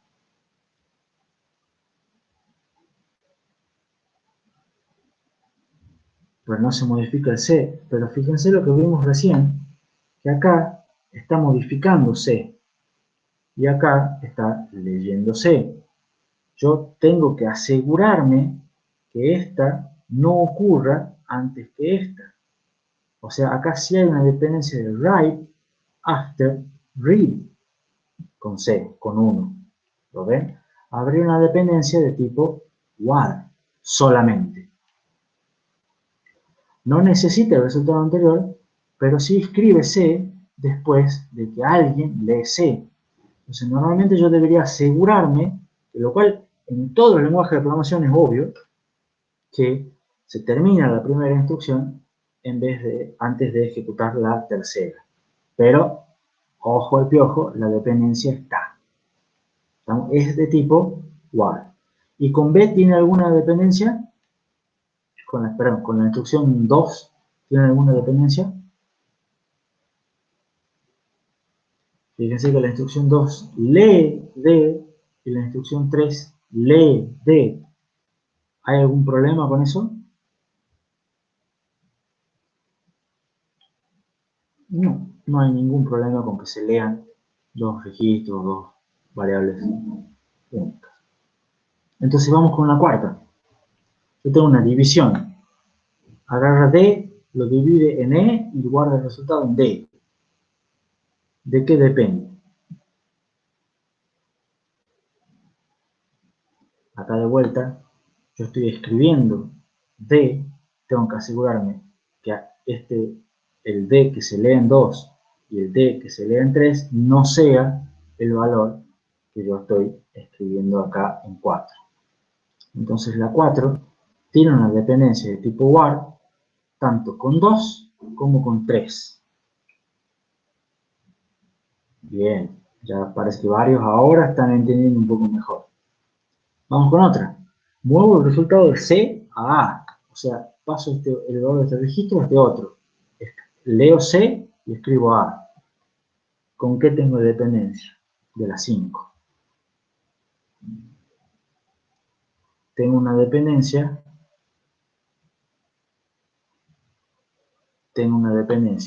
Read, porque estoy leyendo C después de que la instrucción 3 escribe C. Tengo una dependencia de tipo raw, exactamente, con 3. Una dependencia de tipo read after write. Después tengo la instrucción 6. Leo E, lo sumo con A y lo guardo en D.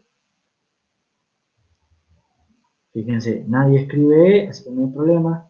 La instrucción 5 escribe A, así que acá tengo una instrucción de read after write con el 5 y tengo un write after write con 4 y un write after read con 4 también. Entonces tengo 2 con 4 y 1 con 5. Ahora,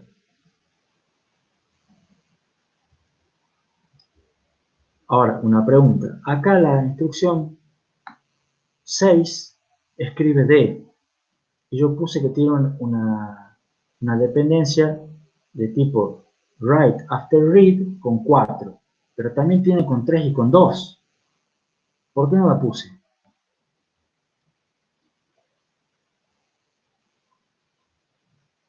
No la puse porque ya 4 ya tiene esa dependencia con 3 y con 2, del mismo tipo, con las mismas instrucciones. Entonces no hace falta volver a duplicar. Exactamente. Y después finalmente leo X, cualquier cosa, escribo en D, eso tengo una dependencia de tipo write after write con 6, la instrucción 7. Entonces, ¿cuánto demoraría yo? Claro, las dependencias como que se arrastran, o sea, ya las tengo en 4, entonces no hace falta que las ponga en los que tienen la misma dependencia con 4. Si yo ejecutara yo ejecutara estas 7 instrucciones de alguna manera y cada una sé que demora un t, yo demoraría 7t.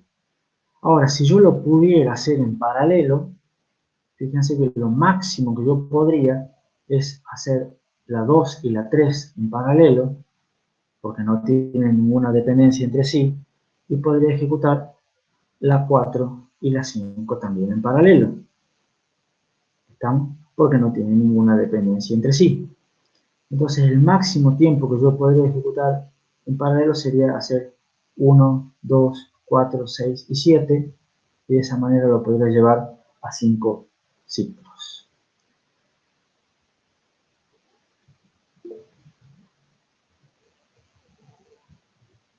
¿No? Ahora, esto ahora no es fácil de ver, no se preocupen, lo vamos a trabajar bastante. ¿Cuál es el grado de paralelismo? ¿Se puede ver el grado de paralelismo en un diagrama de precedencia? Se puede ver el grado de paralelismo al ver cuántas operaciones simultáneas puedo poner yo al mismo tiempo, digamos. En este caso, puedo poner 2 operaciones simultáneas y de esa manera tengo un grado de paralelismo igual a 2. De todas maneras, algo que es importante, que de todas las dependencias, las que son críticas son las dependencias de tipo read after write. Las dependencias de tipo raw son las dependencias que son más críticas y más importantes, porque a las otras dos, de alguna manera, nos podemos dar maña y las podemos evitar. Jonás pregunta en el chat si 2 como máximo. Sí, exactamente, 2 como máximo en este ejemplo. ¿Estamos? Bueno, ¿cuánto sería la aceleración, la eficiencia? Lo pueden calcular. ¿Y qué es lo que vemos de esto? Que en este ejemplo el grado de paralelismo es muy bajo. ¿Por qué? Porque las dependencias son una triste realidad. Tenemos muchas dependencias en esta secuencia de instrucciones y de esa manera es muy difícil aumentar el paralelismo por culpa de las dependencias. Sin embargo, como les dije recién, las dependencias de tipo wow, write after write y las write after read se las puede solucionar. Porque en realidad, acá por ejemplo, en la instrucción 2, no hay motivo por el cual yo vuelva a escribir en B, si después no lo vuelvo a usar. Entonces yo en realidad a esta variable B, este resultado, yo lo puedo poner en cualquier otro lado. A fin de cuentas, no es tan relevante. Entonces de esa manera yo podría ir reescribiendo el código, cambiando algunas variables. Por ejemplo, acá agrego Q, agrego Y, muevo esto para acá, ¿lo ven? Agrego más variables, y si yo tuviera que volver a hacer el diagrama de precedencia, lo hago así. En este código que lo único que hice fue cambiar los nombres de algunas variables, ustedes comparan con el anterior, este diagrama ya tiene, o sea, este código tiene un nuevo diagrama de precedencia. Pero fíjense que la dependencia del read after write entre 1 y 2 sigue estando, el read after write entre 3 y 5 sigue estando, el read after write entre 5 y 6 sigue estando. ¿Está? Entonces, mínimamente, o sea, no hay peor cosa que, o sea, lo mejor que podría hacer es, si yo cambio algunos nombres de algunas variables, puedo hacer que esto tenga un grado de paralelismo 3 y se haga en 3t como mínimo, cambiando las variables. ¿Está? Y fíjense que al cambiar las variables, yo eliminé solamente dependencias de tipo o read after write, perdón, de tipo write after write o write after read. Pero no eliminé las read after write, que son las verdaderas dependencias que yo tenía en el código anterior, aquí, y que las sigo teniendo en este código. Después ustedes vean los códigos con más detalle, analicen bien los cambios que hice. Lo importante es que el diagrama de precedencia es una herramienta que me ayuda a determinar precedencia, me ayuda a determinar el grado de paralelismo. No puedo obtener un perfil de una tarea, y que las dependencias hay 3 tipos, hay 2 que las puedo tratar de minimizar cambiando los nombres de las variables, pero un tipo no, y es lo que me va a estar limitando en gran medida la aceleración que puedo obtener mediante paralelismo. Y ahora, otra observación del diagrama de precedencia es que estas dependencias de tipo write after write y las write after read, normalmente uno dice, bueno, pero esto no pasa nunca.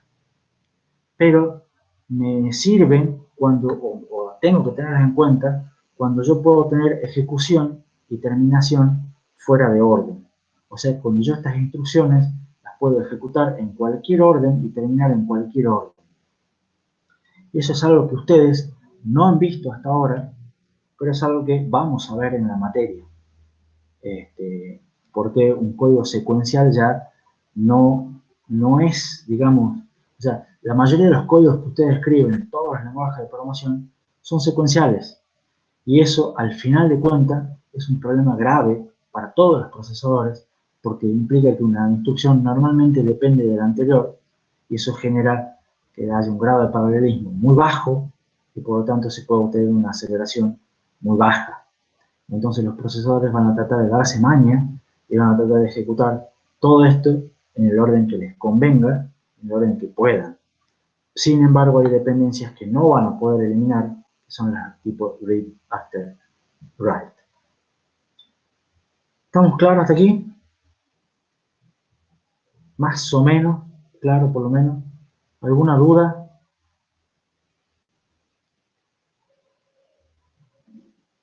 Bueno, nos quedan 2 diapositivas más, que son de cómo se hace un paralelismo en memorias dinámicas, que todas las memorias de RAM tienen, esto es un ejemplo de paralelismo y parallelismo, las memorias dinámicas tienen lo que se conoce como un tiempo de ciclo, que indica cada cuánto se puede iniciar un acceso.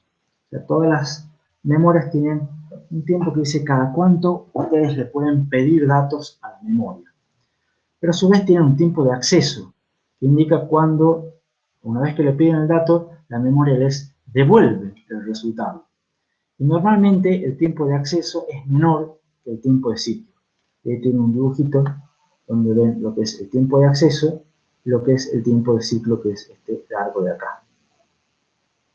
Entonces, normalmente en todas las memorias dinámicas, uno les pide un dato aquí en este instante, la memoria les devuelve el dato después de este tiempo, pero les dicen, disculpame, no me vuelvas a pedir datos hasta que pase hasta acá. ¿No? Entonces, esto es digamos, un desperdicio, porque ustedes recién pueden hacer el próximo pedido en este instante de tiempo. ¿Qué es lo que se puede hacer para aprovechar eso? Se suele utilizar lo que es entrelazado de memoria, o lo que es interleaving. ¿Cuál es la idea? De que en vez de tener acá un pedido, acá me dan el dato, y acá recién puedo hacer el próximo pedido, para que aquí me dé el dato, es poner varios bancos de memorias, todo entrelazado, de manera tal que yo le hago un pedido al primer banco. Cuando cuando el primer banco me devuelve el resultado, yo hago un pedido, pero el segundo banco, cuando me devuelve el resultado, hago un pedido a un tercer banco, cuando me devuelve el resultado, hago un pedido a un cuarto banco, y acá ya le puedo pedir de vuelta al primer banco. ¿Se entiende? Es una especie de pipeline. Esto se aprovecha. ¿Qué cantidad de bancos tienen que poner? La cantidad de bancos depende de la relación entre el tiempo de ciclo total y el tiempo de acceso. ¿Y para qué me sirve esto? Esto lo hacen todas las memorias. O sea, cuando ustedes compran un chip de memoria RAM, o sea, compran una memoria RAM en realidad, la memoria RAM tiene muchos chips, y lo que manejan es un interleaving bastante parecido a esto, de manera tal de que ustedes puedan hacer accesos, digamos, no simultáneos, pero consecutivos, y lo que van haciendo son accediendo a distintos pedazos de la memoria RAM. Importante acá, esto funciona cuando los accesos son sucesivos, cuando los accesos son secuenciales. ¿Vamos? La idea del interleaving es explotar la diferencia entre el tiempo de acceso y el tiempo de ciclo, aumenta el ancho de banda de la memoria, se requiere que la memoria tenga una mayor capacidad de ancho de banda. Es parecido como si fuera un pipeline, en este caso de 4 etapas. El interleaving funciona ideal cuando los accesos a memoria son consecutivos, y si los accesos no son consecutivos, bueno, tendremos que esperar los tiempos que tendríamos que esperar igual si no tuviéramos interleaving. ¿Se entiende? Y la idea es que, empíricamente se probó que con un factor de interleaving de 100 y con accesos al azar, en promedio igual mejora aproximadamente unas 12 veces. ¿Cuánto mejoraría en este caso si los accesos fueran consecutivos con un factor de interleaving de 100? Idealmente mejoraría 100 veces. Se entiende un poco lo que es, yo con esto les quiero dar una idea de interleaving. No quiero que sean expertos en interleaving, en el práctico lo van a trabajar un poco más, creo, pero la idea es ver que estos conceptos de paralelismo y pipelining se usan, y se usan no solamente para procesadores, sino que también se usan para otros circuitos, como vimos el ejemplo del sumador, como vimos el ejemplo de los chips de memoria RAM que ustedes compran normalmente, que ustedes ni sabían que tienen interleaving de memoria. Entonces, para terminar, ¿qué es lo que vimos? Paralelismo y pipelining. Las métricas importantes para ambos son productividad, latencia, aceleración, rendimiento. ¿Qué herramientas importantes vimos? Perfil de la tarea, diagramas de precedencia. Los dos son herramientas que me ayudan a determinar el grado de paralelismo de una tarea. Vimos que en un pipeline ideal se hace una tarea en cada ciclo, pero que puede tener cuellos de botella, puedo tener tareas que son diferentes, puede haber que no tenga la cantidad de tareas suficientes para que eso sea ideal. Vimos que cuando mezclamos paralelismo con pipelining, eso se llama un diseño superescalar, y vimos ejemplo de pipeline y paralelismo como sumador segmentado e interleaving de memoria. Y con eso, bueno, siempre está la diapositiva de agradecimiento. Con eso terminamos un poco lo que es el tema 3, casi sobre la campana. ¿Preguntas sobre el tema? Si no entendieron bien el diagrama de precedencia, bueno, repasen, vean, hagan el ejercicio de práctico, pero igual quédense tranquilos porque lo vamos a ver bastante más adelante. Lo mismo que temas de superescalar y lo mismo de pipelining, los vamos a seguir viendo todos estos temas. La idea del tema 3 es presentarles una introducción con métricas genéricas para que ustedes ya vayan viendo qué mejoro, qué no mejora, cuándo me conviene utilizar una cosa, cuándo me conviene utilizar la otra.